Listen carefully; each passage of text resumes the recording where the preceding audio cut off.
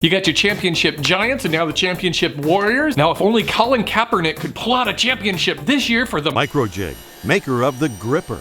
Work safer, work smarter. This week's episode is also sponsored by Casper.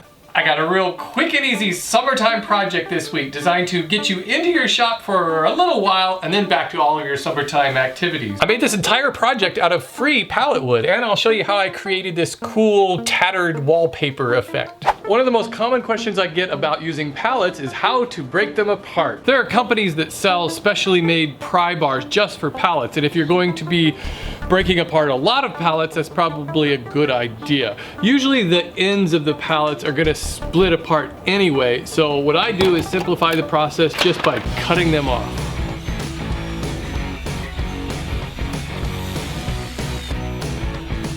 With the two ends cut off, the center usually pries off pretty easily using a crowbar or a pry bar. Whenever I make a pallet project that I want to look really rustic, I take the time to look through all of the pieces to find ones that have special character. I usually like to leave the nail holes visible and use pieces that have some of the tree bark still showing. But mainly I just want to find pieces that are sturdy and aren't all split up.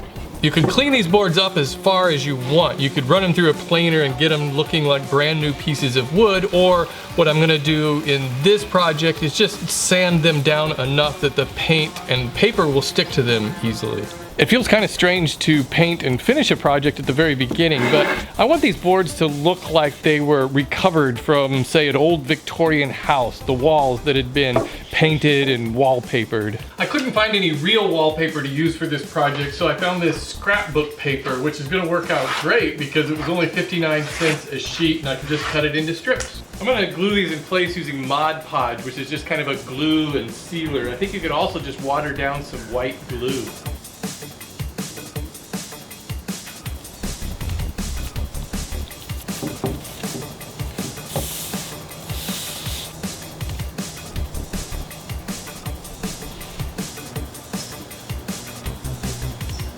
Now I can sand through parts of the wallpaper and parts of the paint to give these a worn, aged look. I've got these arranged in the order I like them. Now I can flip them over and attach them together. I'll glue and screw these plywood strips onto the back.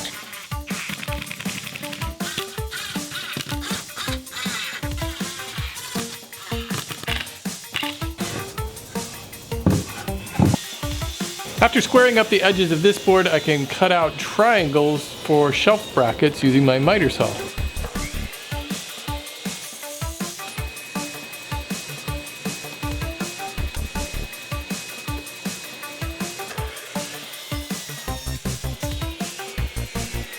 I'll cut up various size boards for the shelves. I'm applying a Danish oil finish on the shelves to match the bed I made a few weeks ago.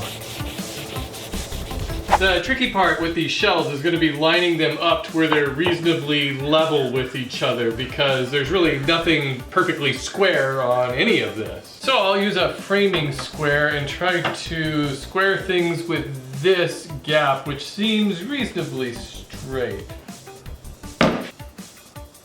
With all of the bracket locations marked, I'll use some epoxy to hold them in place.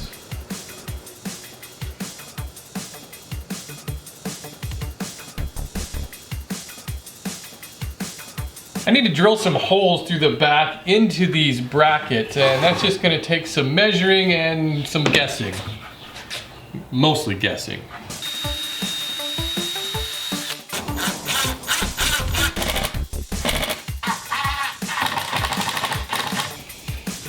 That'll hold that in place.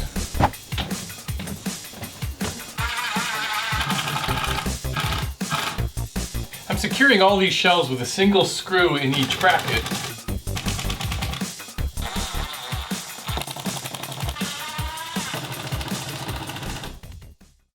For some reason, hanging things on the wall always stresses me out, especially putting in big toggle bolts where I have to drill a huge hole through the drywall. But now that I got that up on the wall, let me take a break and talk to you about the sponsor of this week's episode, Casper. You probably remember a few weeks ago when I built this bed for my king-size Casper mattress. Well, I've had a few weeks to sleep on it, and I can tell you this is the most comfortable mattress I've ever owned. Of course, this is our second Casper mattress. Our first one is in the Murphy bed in the guest bedroom. My parents were in town last week for Wyatt's graduation, and they got to sleep on the Murphy bed all week long. And they kept asking me about that. In fact, I think they're gonna probably buy their own Casper mattress. They liked it that much. Try sleeping on a Casper for 100 days with free delivery and painless returns. Remember, it comes in that big box that you get to open and watch it go. And don't forget, for viewers of Woodworking for Mere Mortals, Casper is offering a $50 discount on any one of their mattresses just by going to casper.com/woodworking. I'll keep you posted on my Casper experience in the months ahead. I'd like to thank Casper for supporting Woodworking for Mere Mortals. Their sponsorship helps me provide these free projects to you. Thank you for joining me this week on Woodworking for Mere Mortals. That was a fun project. This is an easy one, a great summertime project. You can have it done in a day, and the wallpaper effect is really cool. I like the look of that. If you just can't get enough pallet wood projects, I have an entire playlist of them for you to check out, including one of my most popular projects, this wheelbarrow planter.